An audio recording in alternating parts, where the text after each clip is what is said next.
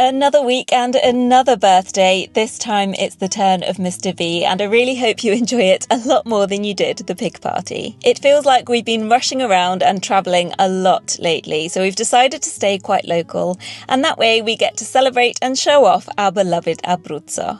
So I'm going to hand over to Mr. V to let you know where we're taking you. Amore, dove andiamo? Amore, direzione Ascoli Piceno per il momento come prima meta, poi la seconda è un segreto che dovranno scoprire. Ascoli Piceno is just over the border in the Marche region and is known for its stunning Renaissance architecture and the beautiful Piazza del Popolo, one of Italy's most elegant squares. So we've just arrived in Ascoli Piceno and so far it looks very, very pretty. Our first stop is to go and get ourselves a coffee and have a loo break, and then I'll show you around. Caffè Meletti is one of the most iconic and historic spots in Ascoli Piceno. Opened in 1907 by Silvio Meletti, the cafe is housed in a beautiful Art Nouveau building right on the Piazza del Popolo and has long been a gathering place for intellectuals, artists and travellers. Inside, it still features original early 20th century decor, Murano glass chandeliers, Carrara marble tables and Viennese chairs, which gives it an elegant, timeless charm. Over the years, famous figures like Jean-Paul Sartre, Ernest Hemingway and even King Victor Emmanuel stopped by. But what makes it really special is the signature drink, the Anisetta Meletti, a locally made anise liqueur often served con la mosca with a floating coffee bean, a traditional ritual in the region. Though it closed in 1990, the cafe was beautifully restored and reopened in the late 1990s, and today it continues to be a beloved cultural landmark, perfect for sipping a coffee or liqueur, or in our case, a spritz in the sunshine in Ascoli's most beautiful square.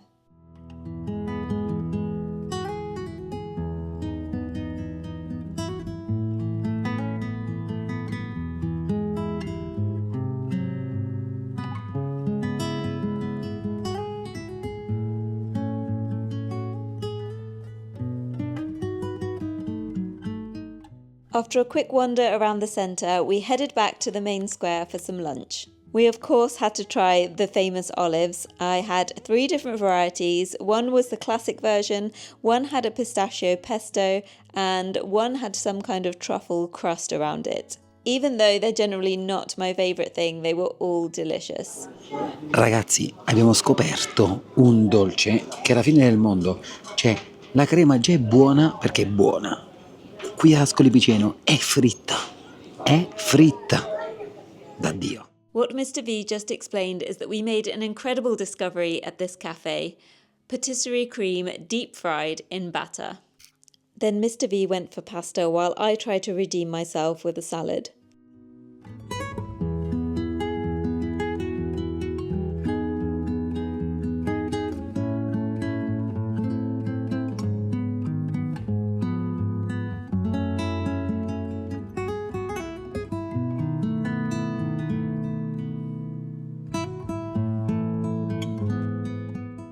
We are finally here at the wonderful Villa Corallo, and if the driveway is anything to go by, I know I'm going to be extremely impressed with this place.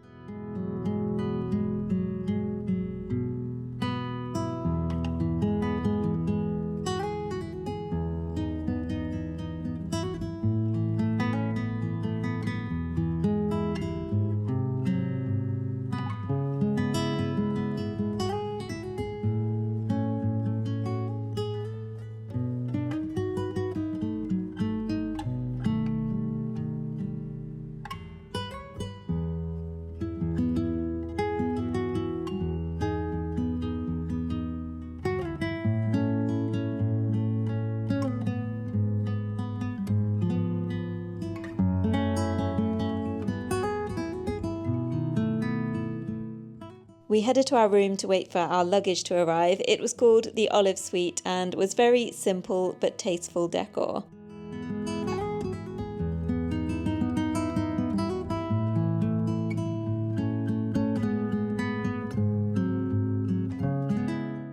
The bathroom was also absolutely enormous.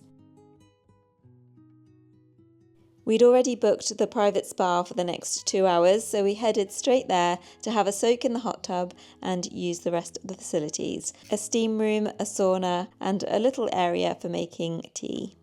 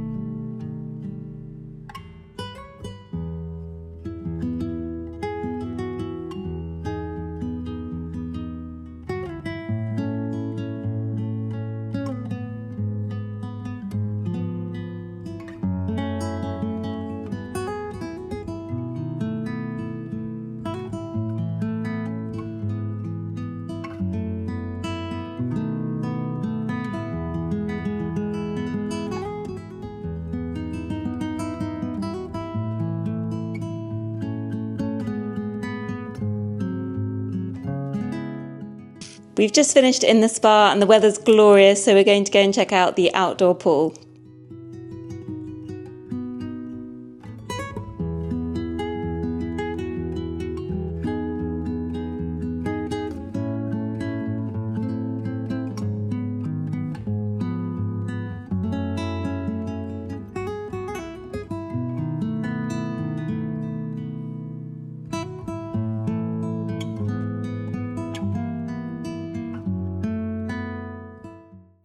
To my surprise and delight, the water in the outdoor pool was heated, so I didn't even have to brace myself to get in.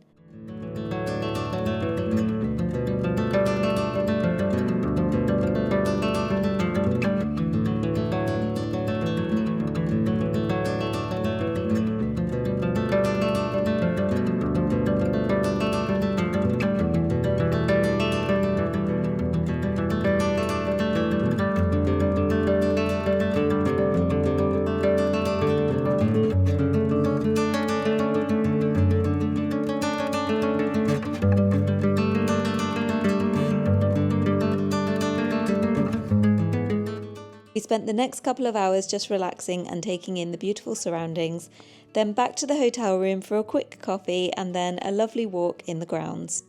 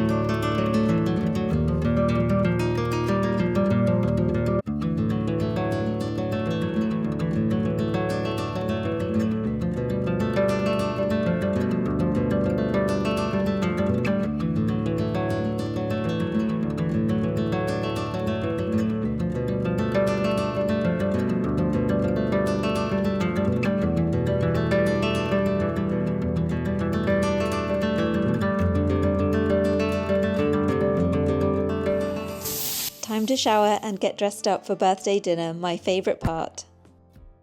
This is the look I'm going for this evening, all in red. I think the back's probably nicer than the front, to be fair. Let's go and eat.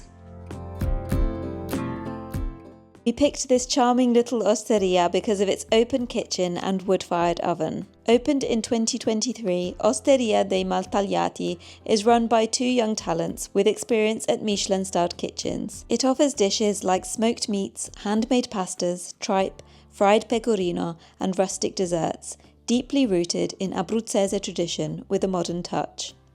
The space has a warm rustic charm with exposed brick, handcrafted tables and an open kitchen that brings guests close to the cooking. There was a very reasonably priced tasting menu, but we decided to order à la carte And while we waited for our food to arrive, we were brought some lard, homemade bread straight from the oven, and some of their own olive oil, which was probably some of the best I've ever tasted. Mr. V chose the carpaccio for his starter with plenty of truffle, as you can see, and I went for the cappelletti filled with beef and cream and cheese from the same cows.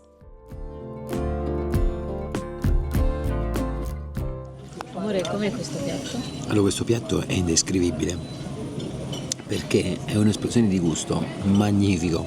C'è il tartufo, pancetta, carne, buonissimo. L'unica fregatura che è finito e ce ne vorrebbe ancora un altro piatto.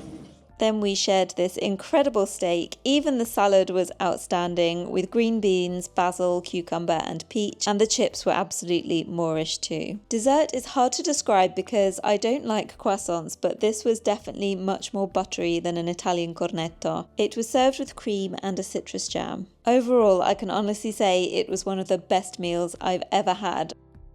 The next morning we awoke to beautiful blue skies, so we decided to head out for a swim before breakfast. We were lucky enough to have the entire place to ourselves.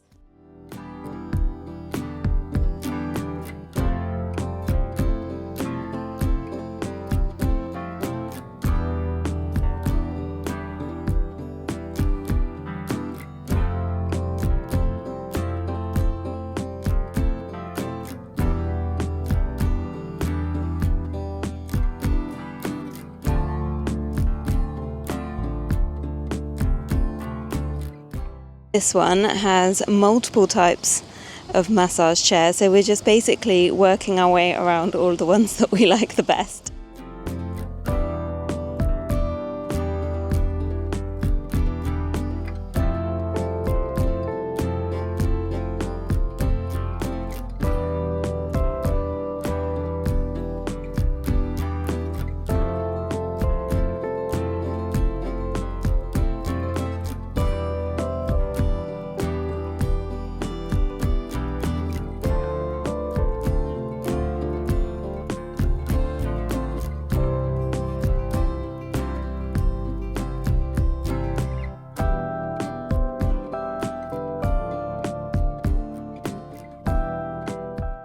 Then back to the villa for breakfast in this elegant room. I started with something sweet, a cream-filled donut and a fig and raspberry tart, which was incredible, and then moved on to something savoury, avocado on toast with some smoked salmon.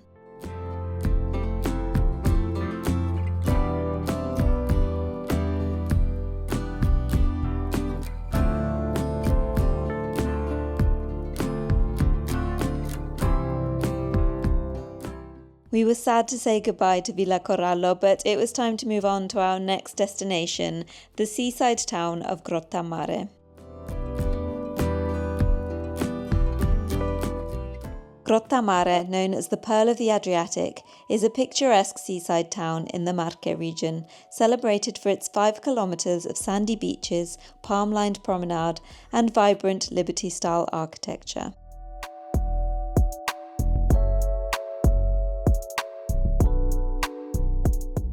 We took a very leisurely stroll along the beach, stopped for an iced tea in one of the many beach bars, and then it was time to head to our lunch reservations. I was determined not to eat as much as yesterday, but it didn't quite go to plan. Instead of having pasta, I chose 2 starters, these potato fondants topped with braised meat and this porchetta on brioche toast. And then I had something similar to pulled pork served with various different tasty sauces, while Mr. V had another fillet steak.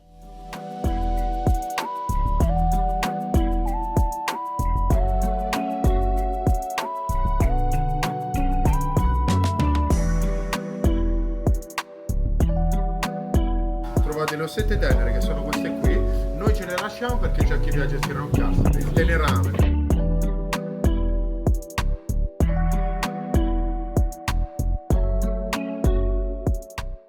Of course, we had to order dessert because I needed somewhere to put the birthday candle. We went for this trolley of handmade patisserie, which was incredible, and a make-your-own tiramisu, which was great fun. We definitely headed home with full tummies and a renewed resolution to start a diet next week.